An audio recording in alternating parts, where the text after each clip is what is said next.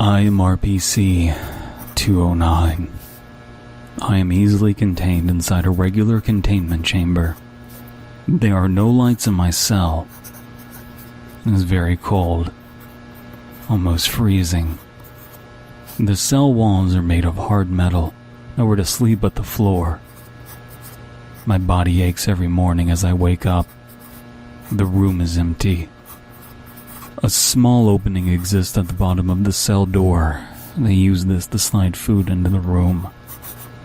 I get 2 meals a day if I'm lucky. I am a normal human male with only one anomalous property. Only I am able to record information about myself. Anyone else, including authority researchers, are completely unable to document anything about me, even through mediums such as audio recordings. As much as attempting to do this will cause instantaneous death, most commonly through respiratory failure. Of course, this means I must create every document that relates to myself. This includes research logs, confidential emails, and even this very document. The authority is forced to allow me to know every piece of information about myself. Every detail. Because of this, they have to anesthetize me often. They remove the knowledge of what I know, but the pain the memories cause is still there. Amnestics can't remove raw emotion. I don't know. Can't know what I once knew. But the suffering continues to eat away at me. Massive holes exist in my memories. My life is a series of disjointed segments between voids of nothing. It hurts. I can't help but think about all the possible things I've written that have been deleted from my mind. Every single communication someone has made regarding me, I had to write.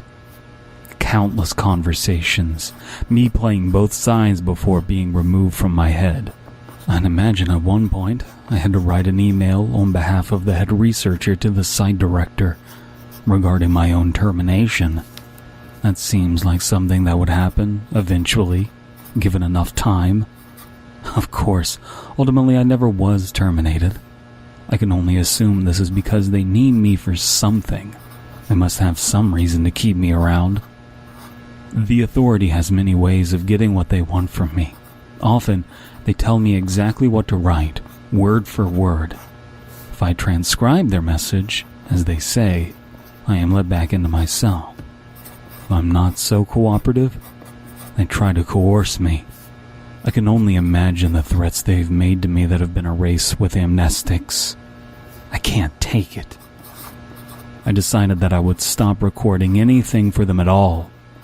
They tried to get me to work. They said they'd take away my cell bed, the light, heating. They did all of those things. I didn't budge. I wouldn't do what they wanted. I have this irking feeling in the back of my mind that this has already happened several times over. No matter what they try to do, I'd eventually defect, no matter how many times they wipe my memories and start over. They threw me into my empty cell and left me there, alone. I shivered in the darkness. They passed a tray of food through the door slot twice a day, every day, with no other interaction. One day, the cell door opened, a burst of light in the pitch-black room. It burned my eyes after being accustomed to the darkness for so many days. After a moment, I saw a figure piercing through the light. A man in a blue suit grabbed me by the shirt and pulled me up to stand. He put me on a metal leash and dragged me down the hall. I nearly fell, my legs too weak to carry my own weight. He pulled me along anyway. We reached a room, similar to my cell. It was cold with rusty walls. A single dim light hung from the center of the ceiling. He threw me into the room and spoke. "This is your last chance to cooperate." My head smashed against the floor when he flung me in. My jaw stung relentlessly. I turned my head to face him. and spoke one word through the pain. No. He closed the iron door. The light shut off and I was left alone. After what felt like an hour, the door reopened. The lights were still off. A new figure stood on the doorframe with an object in his hand. I couldn't make out what it was at first. He walked into the room and turned on the light. It filled the room with an ugly yellow glow and a monotonous buzz. He was holding a clipboard and a pen.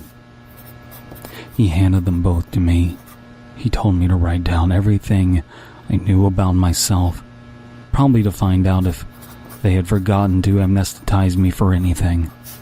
Again, I said no. Then he pulled a pistol out of his back pocket, loaded it, and placed the end of the barrel against the back of my head. It was colder against my skull than the cell ever was. Again, he told me to write. That's what this document is. This isn't what you asked for, and I don't care. You've already broken my spirit, my mind, and my soul. You might as well break my skull as well. A single bullet is all it'd take.